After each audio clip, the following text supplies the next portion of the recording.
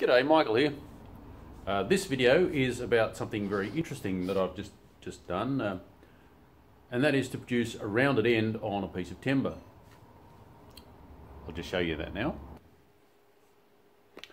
Okay, so here we've got fairly sizable timber, nicely rounded. Now, for the best results, you don't want to ever be cutting against the grain. And a saw, I don't know whether that shows up, a saw certainly cannot produce this beautiful clean cut. Sure, there are small machining marks, but they're easily sounded out. And the cut is nicely squared through.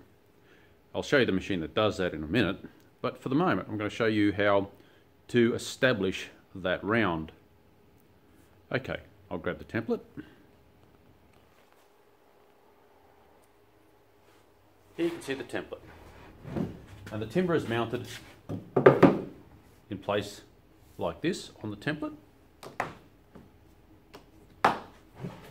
so that you've got that round for a follower to follow. You can see some friction marks here, the browning in colour coming from the ball race, and this is then cut with a spindle moulder, tracking up that surface. As you can see, the template goes out square at that halfway mark. That's deliberate, so I only am cutting this one side and then it won't cut the second side. To then cut the second side, I release the clamps, turn the part over, flushing that up nicely, and run again, and that then completes that round. Okay, so how did I get that round in the first place? Well, you can see here, use fingers, I'll just zoom you in a bit. That's not quite working. Alright. You can see here, there's a hole. That's a 5mm hole. Now, laying on the bench behind all of this is the tool I used for that. Now, basically it's a router mounted on a length of board. This one I actually have dedicated for this purpose. It lives on this board forever. It's been on that thing for maybe 15 years.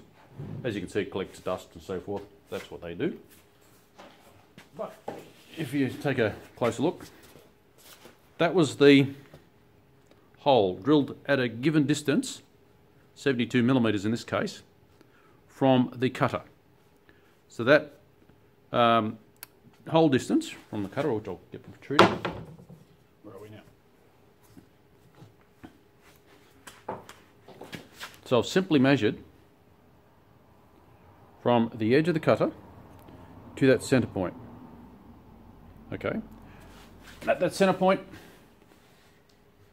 I've got a pin which I just push backwards and forwards to suit myself.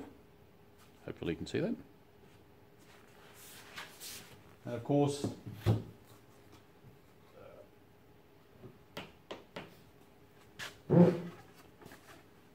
I drilled a hole here so I had something to work to, and then the router was arced around to produce that round being quite a perfect quarter circle. Then later on I had to add on this fence material and these little clamps. Now these are fantastic tools. These are fantastic little tools to hold things firm. You can adjust them quite finely. They actually generate a lot of force, quite a surprising amount of force, because right at the last bit, this, what is it? Basically it's quadrilateral, done with 4 pivot points, and right at that point the alignment of these parts goes just over centre. Don't know whether that shows very well there. A bit closer for you. So you can see as it goes down, it goes very close to straight, then goes past straight. So that means this is like an over centre cam, and of course you've got this pad. It's on a ball socket type arrangement, and you can adjust the amount of protrusion with a couple of lock nuts here. So you can bring it up and down so it's adjusted just fine. Anyhow, they hold very well.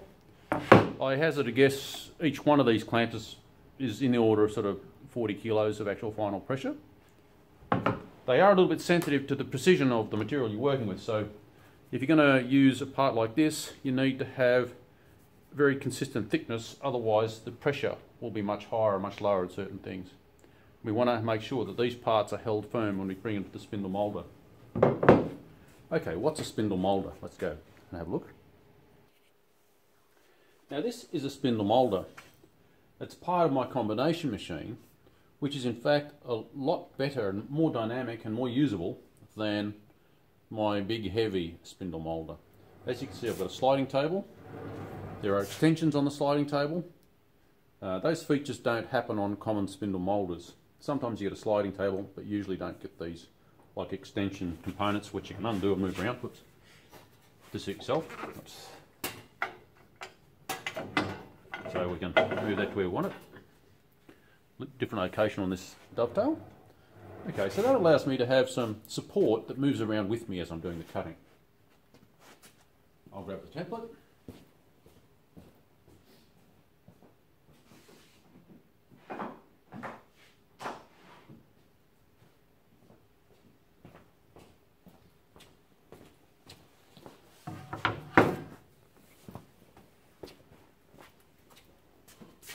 Okay, now this all looks simple enough. I'll open it up in a second. But basically the material is brought underneath this top guard which I've put together here so that I can rotate and follow in this fashion. Now this is basically a guard to protect me from that cutter. It has a second benefit, that there's minimal clearance above it, so very little debris is likely to fly out. Of course I've got dust extraction on this unit when I'm actually running it. It doesn't at the second, just to have it out of the road.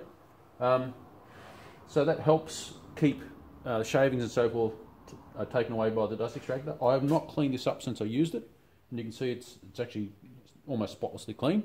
So the extraction works very efficiently like this. And I don't know whether you can see that. There's a bit of a shiny ring here. That is a ball bearing arrangement. Maybe I'll open this up.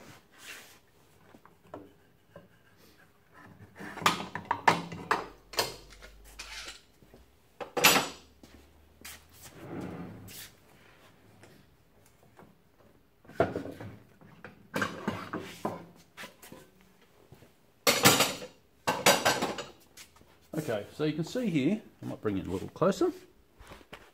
Excuse the shakes. We've got a cutter here that is actually made up, there's 6 locations that cutters are placed.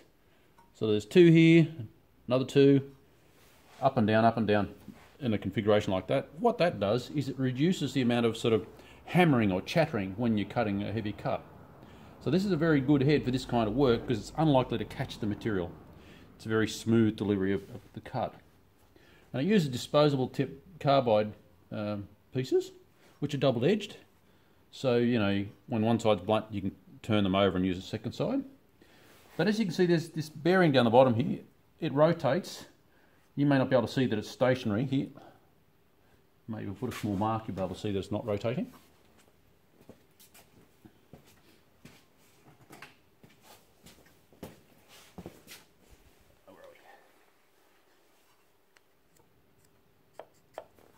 Now what it is, it's a ball bearing with a special sized sleeve that matches the cutter. And does that show as moving there? Hard to tell. Okay, so it rotates freely with the shaft, but as soon as it hits a template, it stops rotating. Can you see that? How it's static? So if I let go, it moves. But as soon as it rubs against the template, it's stationary. Okay, so that's running against the template, but the template obviously has to decelerate it, and hence, look at that edge. There's a bit of a burning effect on there, a little bit of a friction mark. That's funny. It kind of work hardens the. Well, this is a piece of MDF. It kind of work hardens that to a smooth, reasonably durable edge. So it lasts. Initially, it wears quickly to about this level. Then it lasts quite well from there on. All right, so that's basically the tool that does the work, and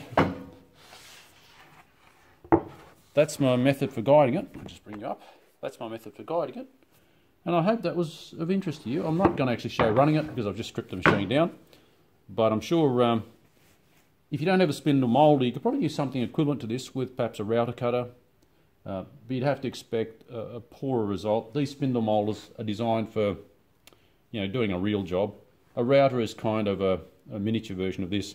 Spindle moulders have been around for probably a century or two. Routers have been around for more like about 50 or 80 years sort of thing. So yeah, but in any case, I guess that's the whole video complete. Feel free to like, share, subscribe, ask a question, leave a comment, make a suggestion for a video you might like to see. Well, that's it from me. Bye now.